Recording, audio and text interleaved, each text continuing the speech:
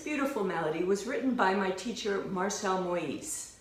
It's the first etude in his book 24 Petites Etudes Melodiques, which he wrote, Marcel Moyse wrote, to illustrate typical musical language and phrasing.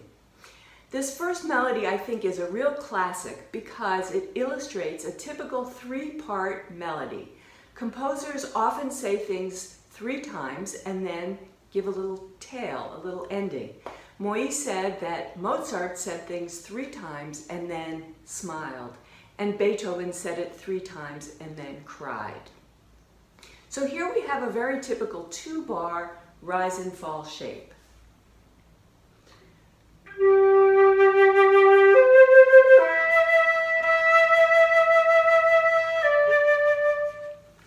Which is like speech in that there are strong syllables and weak syllables, strong notes and weak notes.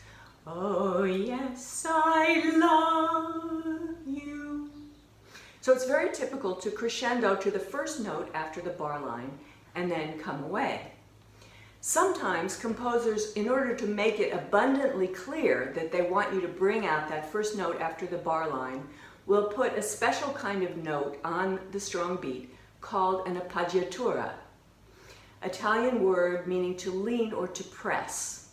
So this is a note which is not in the chord. It rubs against the bass note and it forms a dissonance. So that's what you bring out, like bringing out chili peppers in your stew. And then invariably it will resolve stepwise or half-stepwise, either up or down, to a note which is in the chord. And then you would relax or come away. So very often you have this typical rise and fall shape, and then often the composer will say it again, maybe a little higher, with a little bit more emphasis. And then very often a 3rd time, which will complete the thought, and then maybe there's a little ending. So again, it's like speech, it's like a play, where you take a thought and you develop it. It's like, I really love John. I really love John. I want to marry him. And then we can live happily ever after. Or it's like a chain of mountains. Moyse said that when he was writing this, he looked out on the mountains outside his home in Saint-Amour, France, and he saw a mountain that had this rise and fall shape, but it didn't come down all the way to where it started, because then there was another mountain that started up with the same shape, only higher, and again didn't come down all the way, because then there was a 3rd mountain that went all the way up and came down and completed the thought. In the Baroque era, composers assumed that the performers would add in their own ornaments, especially in slow movements. For example, the slow movements of Handel's beautiful flute sonatas are very plain, and he expected that the performers would add in all kinds of ornaments, passing tones, trills, Apagiaturas, etc., in order to, as one writer of the time put it, lend delight to the ear. Now later composers, Mozart, Beethoven, Brahms, Schubert, and beyond, were control freaks. They were micromanagers. They added in their own ornaments.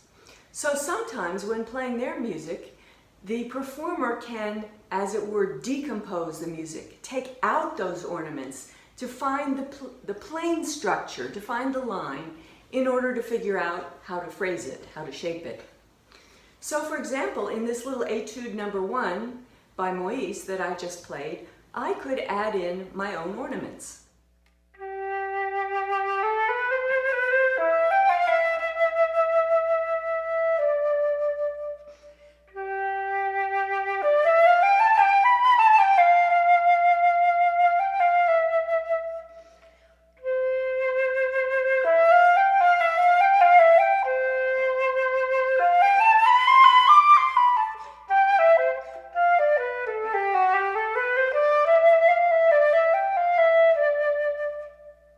Then I would need to take out those notes that I just added in order to find the plain line and figure out how to phrase it. I talk in more detail about this first etude in a 2015 NFA convention recording. There's a video of me with Paula Robeson on YouTube. Also, there's a video on the website of Flutistry Boston where I talk about this etude. Marcel Moyse, of course, was a great French flute soloist who, in early 20th century Paris, premiered works by Debussy, Ravel, and Stravinsky. I was really lucky to get to study with him starting when he was 85 and I was 19. I took some notes on what he said about his own etudes. Some of the things he said were, take pleasure, don't show off. Little by little, I become warmer. We are here to develop what is beautiful. Players sometimes play so fast, there is no time to take pleasure or to organize the music. Now looking at Etude Number Two, this is another beautiful melody which has three-part phrase shapes and a tail.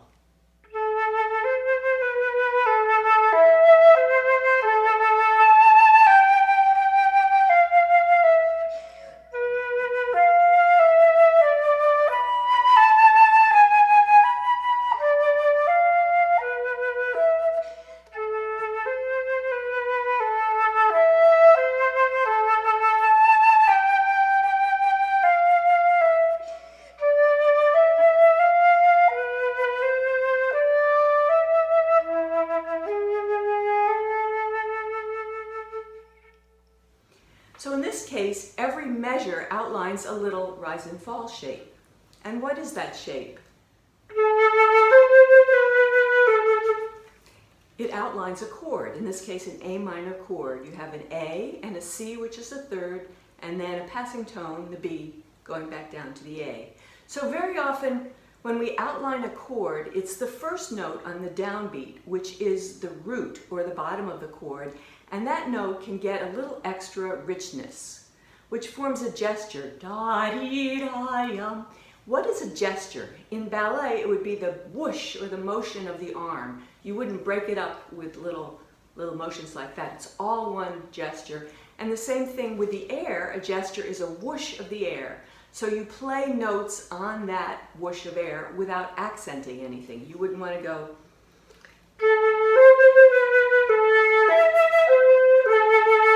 So you want to find gestures. And very often the gesture grows out of the bottom note, as we were saying.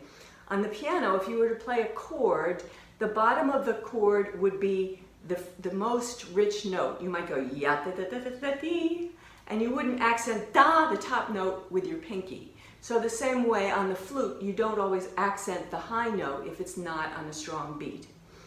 One way to illustrate the shape of the chord, of the phrase, the shape of the phrase, is kind of a shorthand way of doing this, is to show the first note of each measure, and each downbeat is a little richer than the one before, so that in and of itself would create a phrase. In this case, all of the downbeats in the first phrase are the note A, and the third time you play it, it's so rich that it jumps up the octave.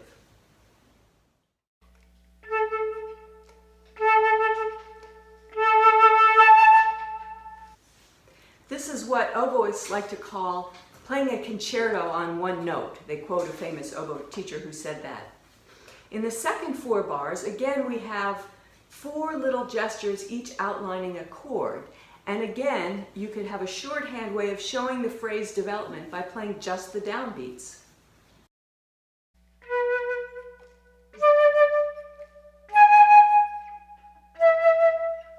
But in the fourth measure, I didn't actually play the downbeat. I played the E, which is the third beat. Why is that? Because what happens on the downbeat? That F natural. What is the F natural? It is an Apagiatura. My students know that when I ask a question, if they answer Apagiatura, 90% of the time, they will be correct. So Moyse said, why did he put the Apagiatura? Because he loves a note. He said it's like putting a flower in the window or hanging an ornament on the branch. So you bring out the F and then you relax it to resolve on the E. Then Moyse has his own little variation here, and another way of disguising the melody is to put it all in separate notes. In this case, 8 notes in groups of 3 in the 9/8. But again, we want to show the melodic notes by having the rich color on them ring through the melody.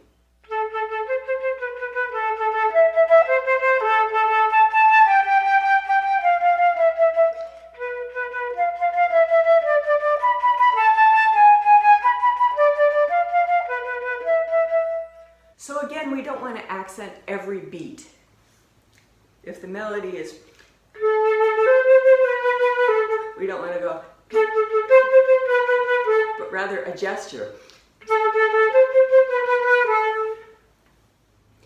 Moyse said that he purposely made these etudes simple in order for the young student to learn about music.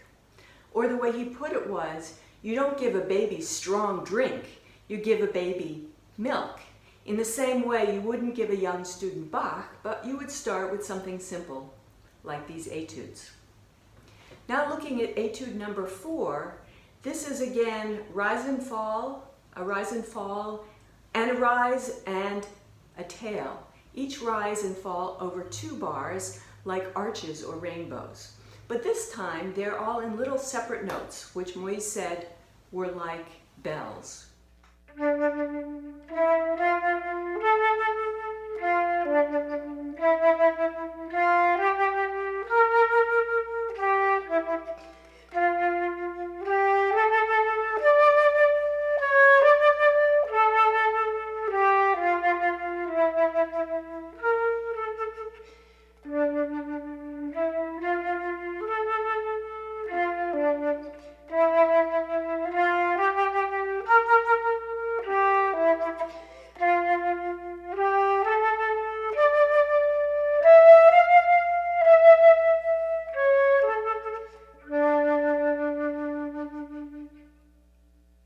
So in talking about bells, Moyse was thinking of how you ring a bell. It has a beginning impetus or impulse, and then it decays or diminuendos. So when we do that on the flute, I think of bringing my lips forward and up as I decay in order to not go flat. My other teacher, Tom Neifinger, had an exercise for this. He said, try diminuendo over 5 beats, over 4 beats, over 3 beats, 2 beats, and then a really quick diminuendo over 1 beat. Neifinger said that that would create an effect like your own ambiance, which you could use if you were playing in a dead room that didn't have any ring to it, so it sounds as though your sound is ringing. So if you did that on a middle D, it might be something like this.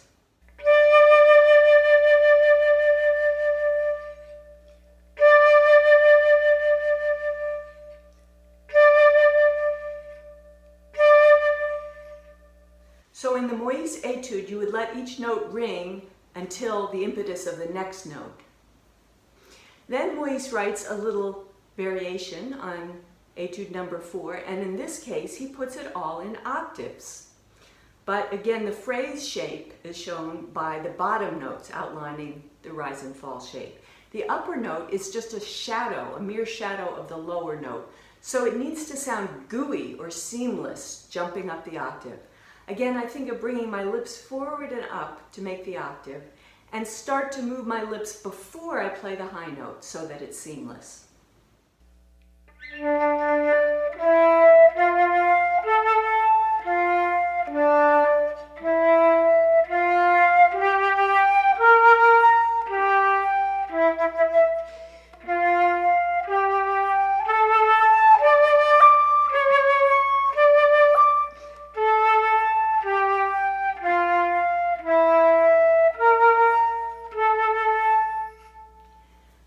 Introduce you to our friend over here.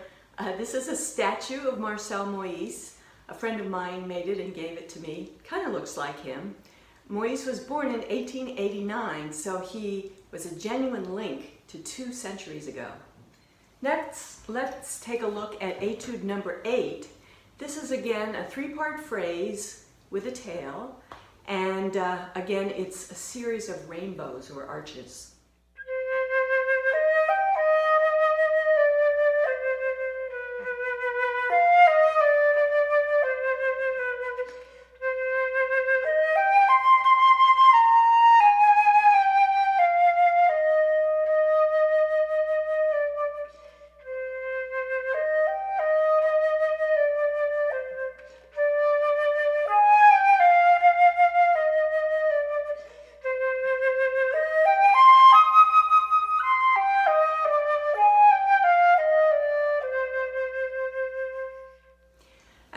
in the first little rainbow, again, we crescendo to the first note after the bar line. But in this case, that's not the highest note. The highest note is the G, which is on the third beat of the first bar. But do we want to make that the loudest note? No, we don't want it to stick out, but rather. So we save something in order to go to that first note after the bar line. Then he writes a little variation in groups of 3 in a 9/8.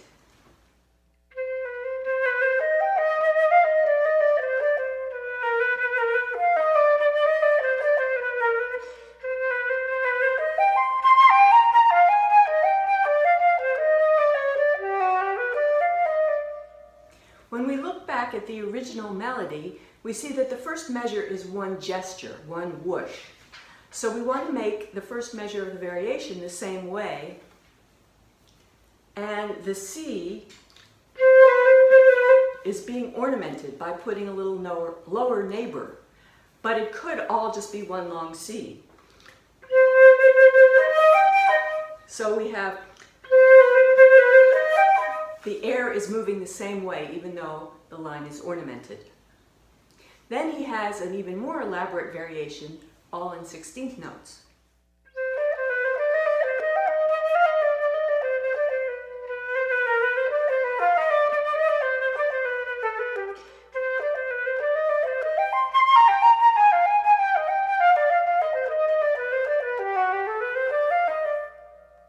And again, we have to look for the gestures, even though there's a lot of ornamentation.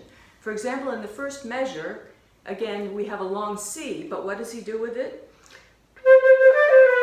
He goes to an upper neighbor, the D, and then a lower neighbor, the B, and then up a third.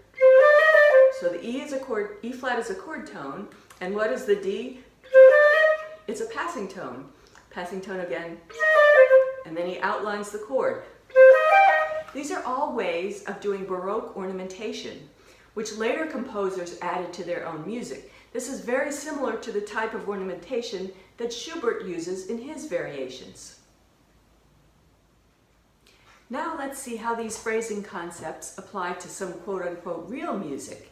That is the Mozart Concerto in D major, slow movement, which is in G major. Here we have a 3-part phrase of little rainbows, the third part being longer and a tail. Where have we seen that before?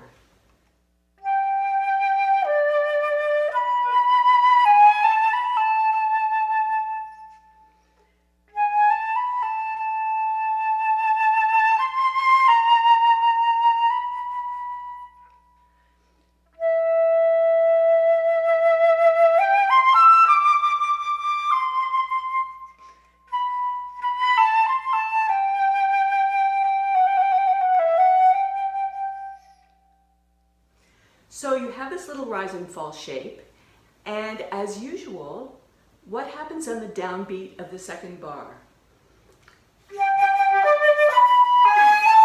The G sharp, right, that is an Apagiatura, resolving to the A. So he could have just written, but to ornament it a little further, he puts that upper neighbor, the B natural. Now, if Mozart were an ordinary composer, he would say it once, and then he might say it again the same way, a little bit higher. So he might have gone,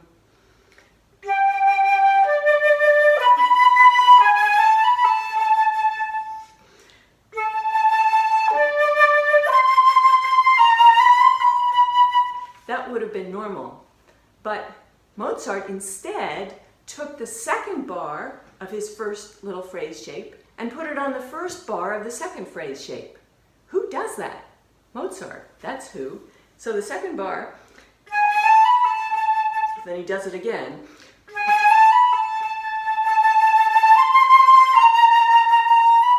Going to yet another Apagiatura on the A sharp. And this one, because the phrase is rising, gets even more richness. Then the third statement is different material. Sometimes composers will do it. They'll say something twice, and the third time is different and reaches a conclusion. This time,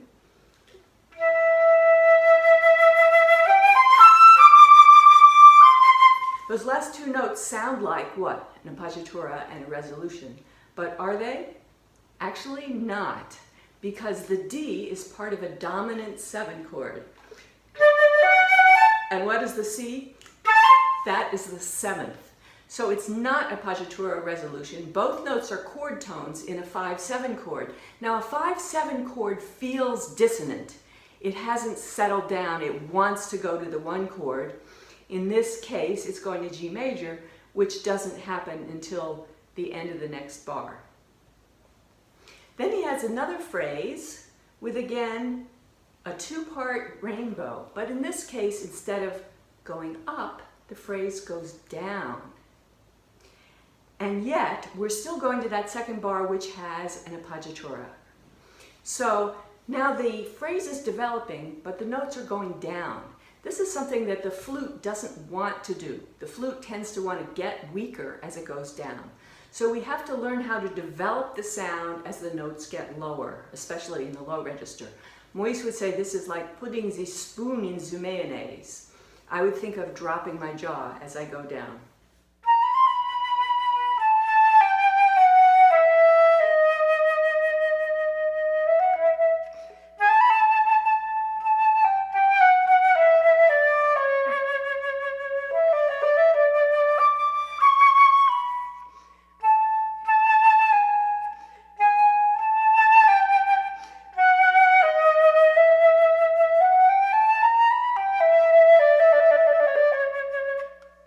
So again, we have some baroque ornamentation, so to speak.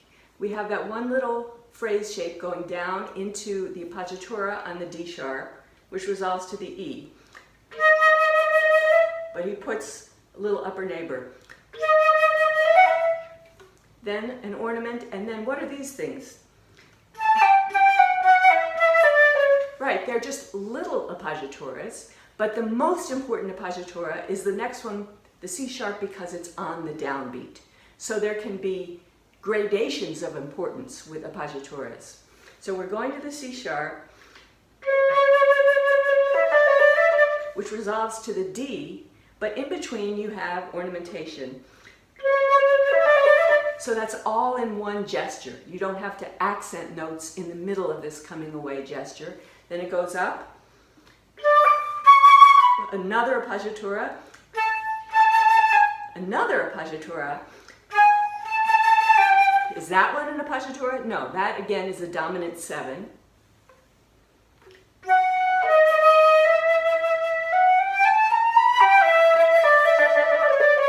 Here again, he's ornamenting. He gives an Apagiatura, which actually goes to, but in between, he has a flight of fancy, which is ornamentation. So we see this kind of language, a bigger phrase shape, sometimes with ornamentation hung on it. And we can find this in, as I mentioned, Mozart, Beethoven, Schubert, on to Brahms, Schoenberg, and even into 20th century and 21st century music. So we can look for these shapes in order to figure out how to phrase the music. Even in something as seemingly modern as Edgar Varèse, we can find this kind of language. In his Density 21.5, which he wrote in 1936, the first note has a line over it. The first note is an F natural, so it sounds like this.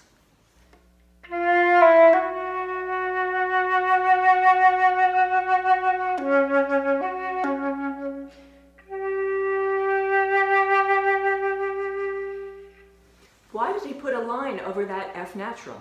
Well, I think that it's because it's reminiscent of an Apagiatura resolving on an F sharp, the F to the F sharp. And what is that E? It's a little lower neighbor. So it's really the same language, it's the same tradition, and we can use this all over. I find that the idea of taking an idea, developing it, and reaching a conclusion is the most important lesson, I think, in Western tonal music. It's more important even than having a beautiful sound or great technique. As important as those things are, You really want to use those tools to say something. Again, it's like speech. You don't want to accent every word, 7 years ago, but you speak in gestures, 7 years ago, and each gesture builds up to reach a conclusion that all men are created equal. So, happy phrasing.